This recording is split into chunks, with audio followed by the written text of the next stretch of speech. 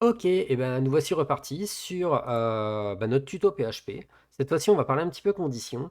Et les conditions, en fait, elles se manifestent par un mot-clé en PHP. Hop là, on va juste faire ceci, qui est le if, tout simplement. Donc si, finalement. Ça va consister à vérifier si une condition, enfin à vérifier la condition en elle-même, et de n'afficher que si vrai. C'est-à-dire que si 12 est égal à 12, donc surtout, ne mettez pas un seul égal, hein. Il permet lui de déclarer, souvenez-vous des premières vidéos, double égal, je vérifie, triple égal, je vérifie même le type. Donc on va se mettre en triple. Echo, les chiffres sont identiques. Donc on va dire simplement, si 12 est strictement égal à 12, alors les chiffres sont identiques.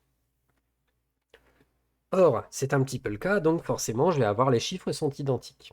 Ok, donc là on est dans le cas du if, donc c'est si c'est vrai. Dans le cas où c'est pas vrai, c'est-à-dire que si j'ai 12 est égal à 14, dans ces cas-là, rien ne s'affichera. Pourquoi? Parce que le contenu finalement de cette condition ne s'affichera que si la valeur est vraie. En revanche, si la valeur est fausse, dans ces cas-là, j'ai le droit à un petit else qui dit echo, les chiffres sont différents. Donc, finalement, les chiffres peuvent être différents. Donc là, nous, on va mettre un petit 14 ici, et là, on devrait avoir les chiffres sont différents. Parfait, les chiffres sont différents.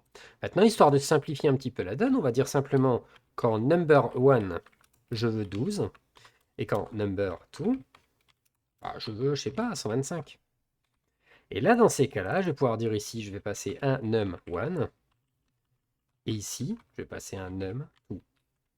Ok, et là, ça fonctionnera toujours, les deux chiffres sont différents. Ok, et là, si je lui dis 12 et 12, cette fois-ci, les chiffres étant identiques, je vais m'arrêter à la première condition. Ok, parfait, c'est tout bon. Maintenant, ce qu'on pourrait faire, c'est dire, je vais garder finalement qu'un num. Je vais dire ici, si tu es strictement égal à 12, alors le chiffre est 12. Ok. Ici, je vais dire le chiffre n'est pas 12. Et puis, je vais rajouter un petit truc en plus, c'est qu'ici, je vais finir en fait ma condition if, mais je vais rajouter une else if. Et oui, on va faire un sinon. Par contre, un sinon veut dire que j'ai aussi besoin finalement d'une condition. Et on va dire si num tout court, pardon, est strictement égal à 14, donc là, c'est pas num1, c'est num tout court, est strictement égal à 14, on va faire un écho, le chiffre est 14. Ok. Et enfin, else, le dernier, écho, le chiffre n'est pas 12 ni 14. Donc là, ce qu'on va faire, c'est qu'ici, on va lui dire je mets 13, et je vais me retrouver dans la dernière condition qui est présente ici. Le chiffre n'est pas 12 ni 14. Par contre, si je lui dis ici le chiffre c'est 14, je devrais avoir 14 qui s'affiche. Et enfin, on va tester le 12 après, parfait. On va tester le 12 ensuite, et on va avoir le 12 qui s'affiche bien. Ok, donc tout à l'heure on a parlé d'opérateur logique, on aurait aussi pu le faire en opérateur logique. C'est-à-dire que le fameux 12 et 14, ce que j'aurais pu faire finalement, c'est dire ici, if num est égal à 12, or num est égal à 14, donc on a le fameux or, donc là si j'enregistre, il se met en minuscule, c'est mon prêt hier, je le répète, et donc je vais utiliser plutôt la version, hop là, alternative, celle-ci. Donc si num est égal à 12 ou, et donc ces deux barres verticales collées, num est strictement égal à 14, alors le chiffre est 12 ou 14, sinon le chiffre n'est pas 12 ni 14. Ok, on va rafraîchir.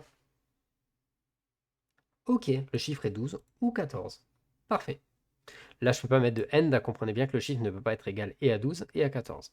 Du moins, si je le mets, en fait, je vais me retrouver automatiquement dans la condition qui est en dessous. Le chiffre n'est ni 12 ni 14 en fait. Donc là, alors que c'est le cas, il est bien en 12. Donc attention, on ne peut pas l'utiliser dans tous les cas de figure, tout comme le or, il ne s'utilise pas partout. Donc à vous d'adapter bien évidemment l'opérateur logique dont vous avez tout simplement besoin. Ok, c'est tout bon pour les conditions. Je vous propose maintenant de passer tout simplement aux boucles. Ciao, ciao!